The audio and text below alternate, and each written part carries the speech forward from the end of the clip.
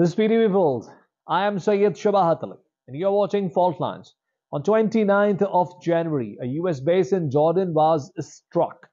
This US base was quite near to the border of Syria, and the United States right away blamed a group that they suppose is being supported by Iran. Iran, on the contrary, has denied any such allegations.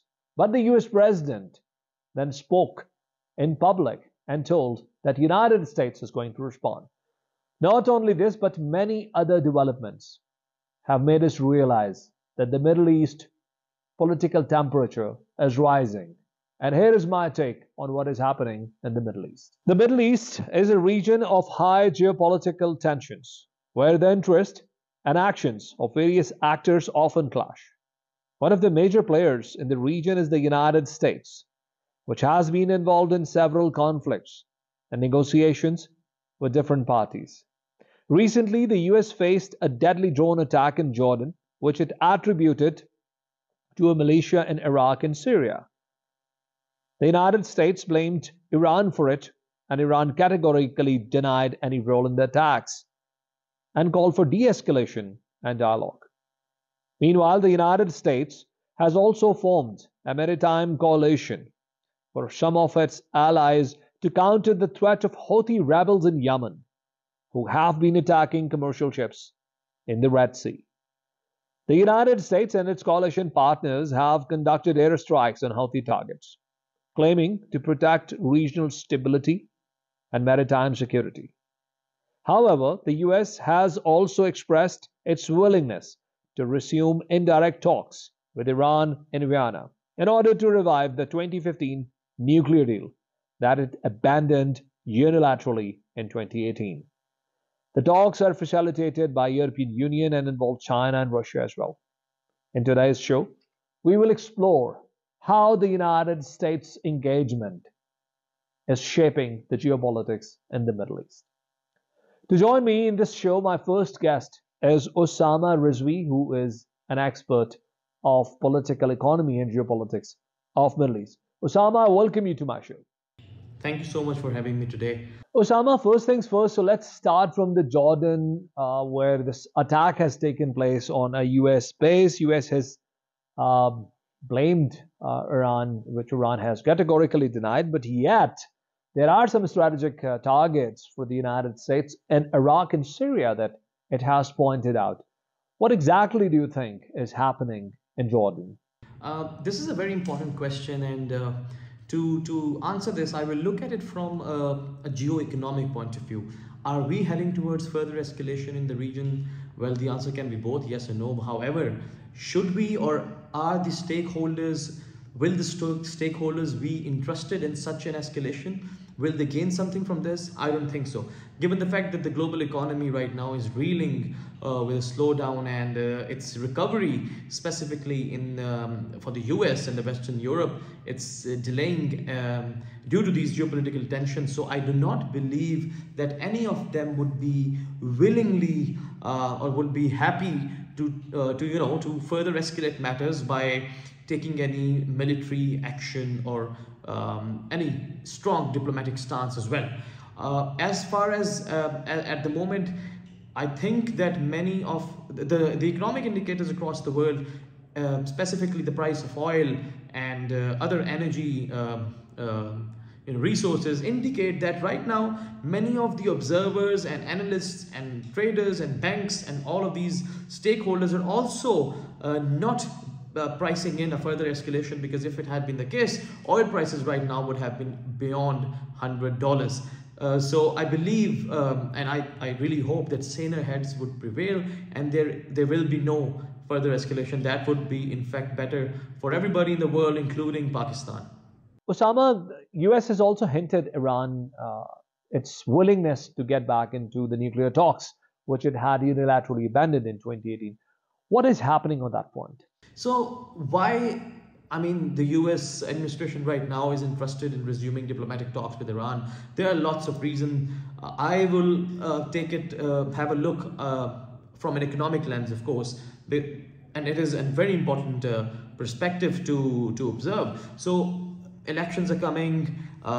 just like in Pakistan, if at the pump gasoline prices or petrol prices are on the higher side, that is not good for the current political administration, which is the Biden administration at the moment. So therefore, a further escalation with Iran would, even if there is a war of words, more sloganeering, more mudslinging, more blame gaming, that will result into higher energy prices, not only in the US but in the European region as well, which is, by the way, under a severe economic downturn, which they only recently just averted a recession, full-blown recession. So that is why I believe that the US and the allies, the coalition, is interested in resuming diplomatic talks with Iran, because they don't want to cause a spike in prices at the time when elections are near and you want to make the people happy. A failure to do so can result into higher oil prices specifically, and that would be unpalatable for the current administration. And let's talk about Iraq for a while, because Iraq is one other country that is very important for the United States. We've recently seen the United States making generous offers to the government of Iraq as well. What is the security and the geopolitical significance of Iraq for the United States at this very moment? So it is interesting to see why US and Iraq, I mean US is giving support to Iraq.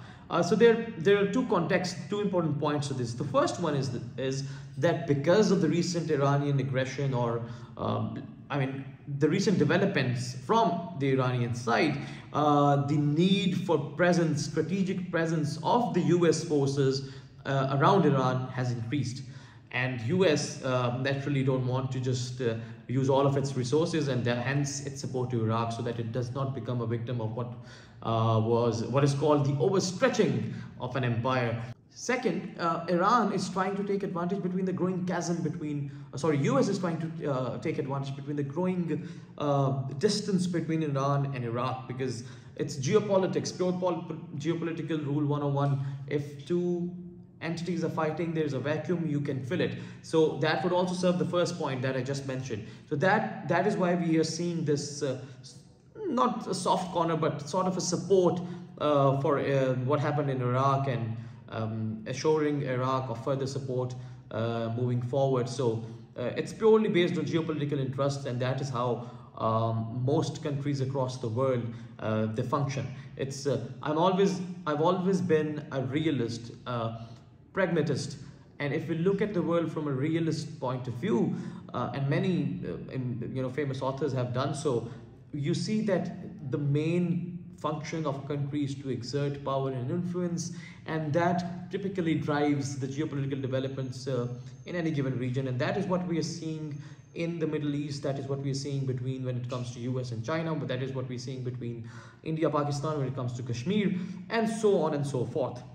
Now let's talk about Syria for a while, where this KDF, which is one of the affiliates of IS, and is on a high value target for Turkey as well, is haunting the United States as well. So, what would be the US's interest with regards to the Syrian rebels, and how committed the United States will be to eliminate IS from Syria? In terms of Daesh's presence in the region or in the country, I believe that it's not where it was previously. However, to say that it is totally purged from its presence is also a misstatement. There are some residual elements left. Ungoverned spaces are always a threat and always a vacuum, and whenever there is a vacuum, it is filled by either something positive or something negative. It is very important to note that these tensions or further escalation in the Middle Eastern tensions can cause a spillover into other effects, or may turn into what is called a polycrisis, where we have the great power game happening on one end, but then different factions in different regions and cities, they also try to sort of accomplish their goals and motivations. So that can be problematic moving forward, and I believe once again it is the need of the hour, because the world right now is at such a critical juncture that we cannot afford further military escalation at the moment, right now, there are three open fronts, geopolitical fronts. One is Russia-Ukraine. We might have become sensitized to it, but it's really important. And as John Mearsheimer in a recent article mentioned, titled "Playing with Fire," that as long as the conflict exists, there is a chance of further escalation. Then we have the Middle Eastern tensions. Then we have what's happening in the Red Sea, which is particularly very important and relevant to Pakistan as well and other developing countries, because 12% of global oil, seaborne oil, passes through that, 8% of LNG, 30% of shipping merchandise, and so on and so forth. So any disruption in this flow of trade and energy can prove seriously damaging for not only for the global economy, for us as well, for the region as well. So that's why I think it is very important to not leave these ungoverned spaces ungoverned. We need to move forward with and need to put the differences aside and need to move forward with something more substantial and cover all the legalities that it entails. And let's talk about Jordan again. So, how does Jordan fit into the equation? What would be Jordan thinking at the moment when all of this is happening? And Jordan, on one end, is trying to balance its relationship with the United States, and on the other end, is a key stakeholder in the Palestine conflict as well.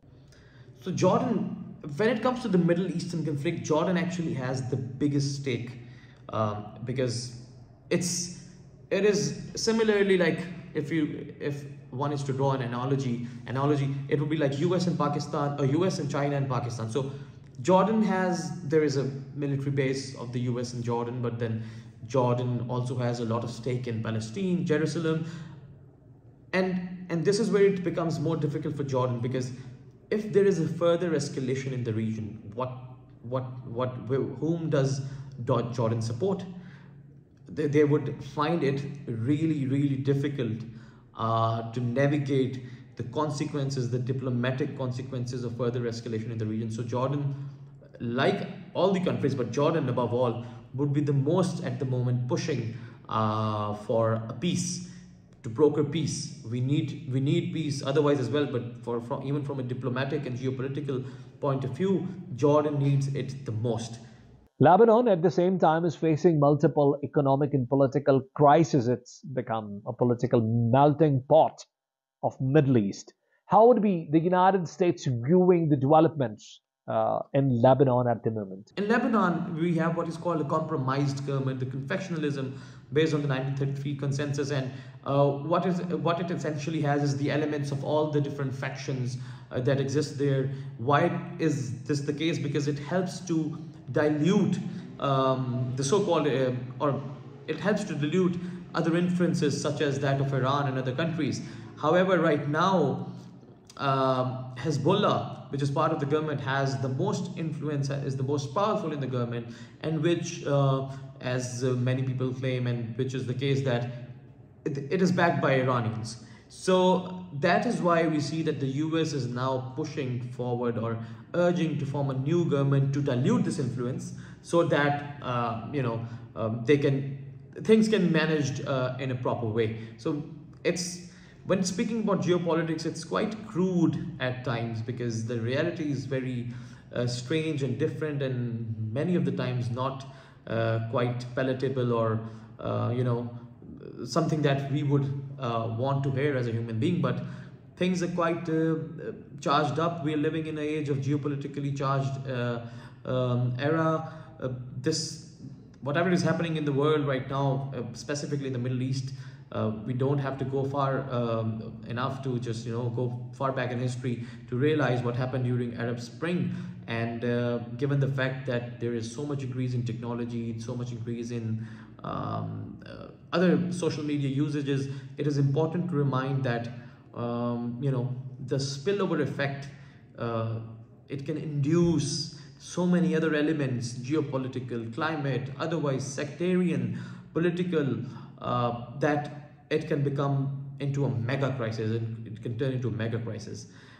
So it's I cannot stress enough the importance of a further de-escalation, the expectation of further de-escalation in the region. And what about Libya, a country that had been torn apart after a civil war, trying to make a comeback to the regular politics to the regular democracy. How would be the United States looking into the developments that are taking place in Libya? ये question मैं दोबारा कर लेता हूँ, I think. And how the US's interest in Libya doing? Libya is showing some sign of peace, some sign of revival of democracy. How would be the United States looking into these developments? Libya is still divided. I mean, as any other country in the world at the moment, it's economically it might not be doing really well. It is still divided, and um, I mean, Libya is one of the best examples of the worst uh, uh, interventionism by the Western powers. There are other examples as well, but they're relatively stable. But Libya is one of the best examples of a failure of Western intervention in other countries. And I hope that things change for them for the betterment of the people really soon. Thank you very much for being guest in the show, Sama. Thank you so much. It was a pleasure speaking to you. Ladies and gentlemen, my second guest in the show is coming from Iraq. His name is Nazeer Moeed. He's our expert on the Middle Eastern affairs and is going to tell us about the other side of the picture from the Middle East. Nazeer, I welcome you to the show. Most welcome. What is happening in Iraq at the moment? Biden has threatened that he'll take decisive action against these independent militias that are fighting or perhaps operating from within Iraq. Well, politically, Iraq is facing some trouble from the United States, as you know, the different conflict in Gaza and in the region. It affected Iraq and it affected the economy of Iraq. U.S. is making some sanctions on the economy of Iraq as the U.S. dollars are running out of Iraq towards Iran, as the Americans say. So they have put some sanctions on Iraq not to deal with the U.S. dollars. Which puts Iraq in so much crisis, economical crisis at the moment. In Iraq, as you know, there are many militias and militant groups who are pro-Iranian groups, and they are also holding some activities against the American interests, against the American bases in the region, in different countries like in Iraq and in Jordan and Syria. So there are some crises for the Americans as well. And how does it fit into the equation with what is happening in Gaza at the moment? Of course, there is very strong relation between what's happening in Iraq and what's happening in Gaza. As I told you before, that the militant groups in Iraq and in Syria as well, they are pro-Iran, and also the ally of Iran, which is Hamas in Gaza, they have attacked the Israeli forces and the Israeli army. So there is a lot of relations. The militant groups in Iraq, they announced that they will keep on targeting the American bases and the American operational military personnel in Iraq and in Syria until the war on Gaza stops.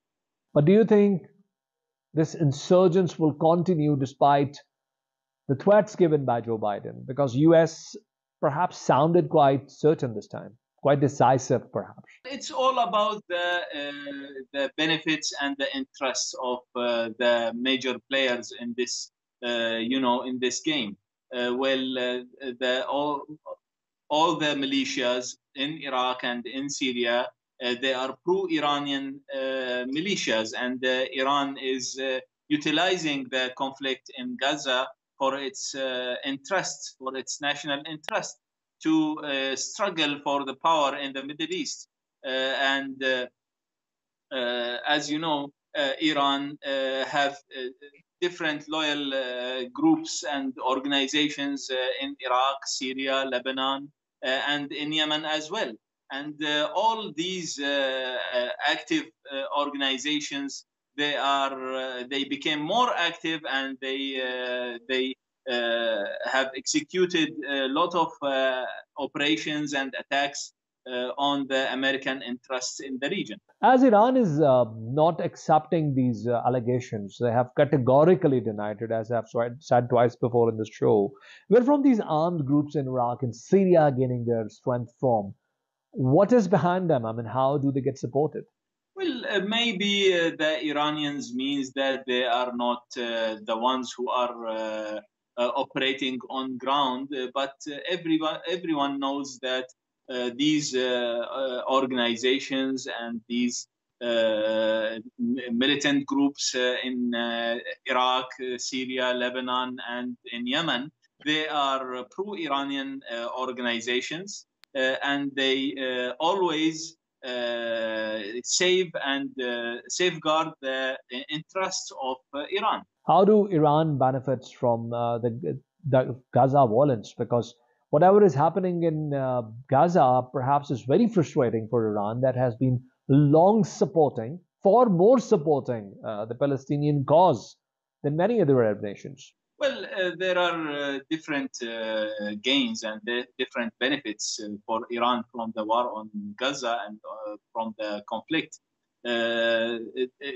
Firstly, you can see that Iran has increased its presence and its power and its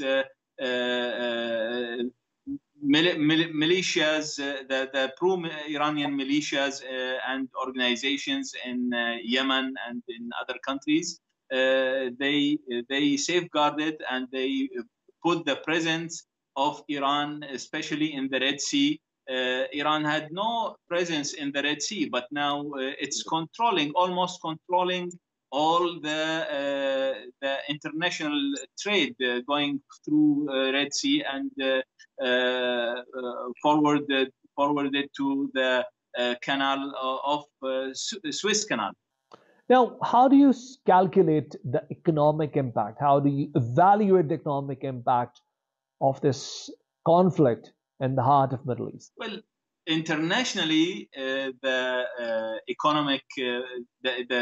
economy is facing a crisis because the international trade from Asia to Europe, it always goes through the Red Sea and through the Suez Canal. So the attacks on on many ships in the Red Sea, it affected the international trade and the international economy. Do you think this is why US wants to be an active part in this conflict? No doubt, the Americans they were engaged directly in the war on Gaza, and even the Europeans they are not only supporting the Zionist regime, but they are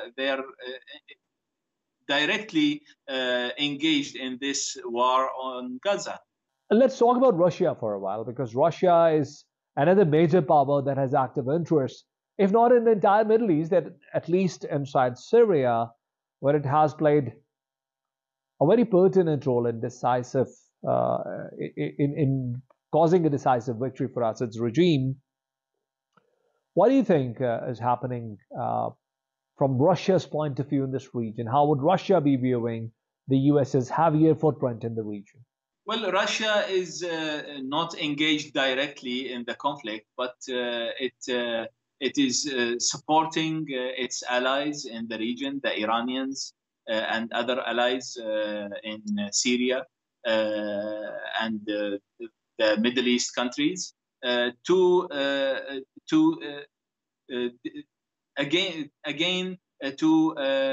attack the American interest in the region and the American interest, especially in the bases which is near to Syria. Syria is a depth for Russia, Russians, they have their bases and they have their military forces in Syria. They were taking part in the conflict in Syria directly by their forces. So they are willing to safeguard their interests in the region and not to allow the Americans to hijack the whole region and to remain in balance in the region, so they can increase their power and their allies in the Middle East. And how US's interests do you see are in the Jordan and the neighborhood? Well, Jordan have very high relations with the United States, and it's bound by treaties with Israel and the other countries, which are the neighboring countries. So the Jordanians, they need also to save their land and to keep it peaceful and keep it safeguarded from the conflict nearby on their border. They are trying not to shift the conflict inside their country. But unfortunately, they were also attacked because of their allies, the Americans. The Americans have bases in Jordan, and Jordan was attacked due to the presence of these bases. Although Jordan have rejected that the Jordanian land was attacked, but that's a reality unless until they have the American bases on their land is not safe. Maybe because of the presence of different organizations who are allies of the enemies of US. Thank you very much, Nazeer Moeed, for being guest in our show. You're welcome. Ladies and gentlemen, we'll take a break and we'll join you back with second segment of the program. Stay with us.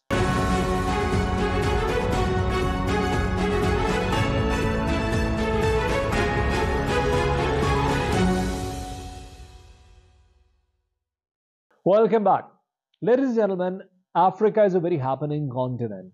And every 2 or 3 weeks, we bring you a story from Africa that tells you what is happening in the greater geopolitical game of the African continent. Now, this time, there was a deal which didn't get enough traction in the international media, which is overwhelmed by many other news items. But this is between Ethiopia and Somaliland. Now, Ethiopia, a country that does not have its own coastline, has went into an agreement with a country called Somaliland, a country which is not recognized by many other countries in Africa as an independent state.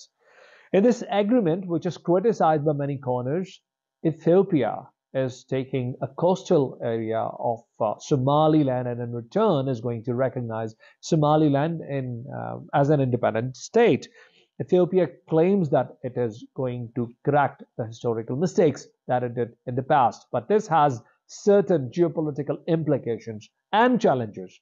It might ignite a new debate or perhaps an armed conflict, as it is affecting the stakes of many other African nations, including Eritrea, Egypt, Sudan, and above all, Somalia, a country that once used to be integrated with Somaliland and now has split into 2 different countries. To talk about this very pertinent issue, I've invited a guest from Somaliland who's joining me on Skype from Somaliland. His name is Ahmad Zaki, and he frequently appears on Faut Lines.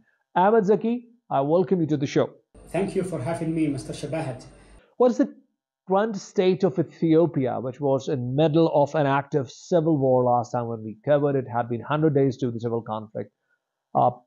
What is happening in Ethiopia at the moment? As you know that the civil war of Ethiopia was going on for the last 3 years, even though currently the civil war reduced from the Tigray region, but still there are different groups who are still fighting inside Ethiopia.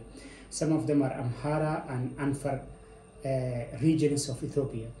Anyhow, the central government of Ethiopia are still maintaining the stability of the general part of the country, and relatively since 2020, their economics are growing slowly, not as they would have been expected. For the previously, the record shows that Ethiopia used to grow double-digit economy, but currently they didn't reach the double-digit.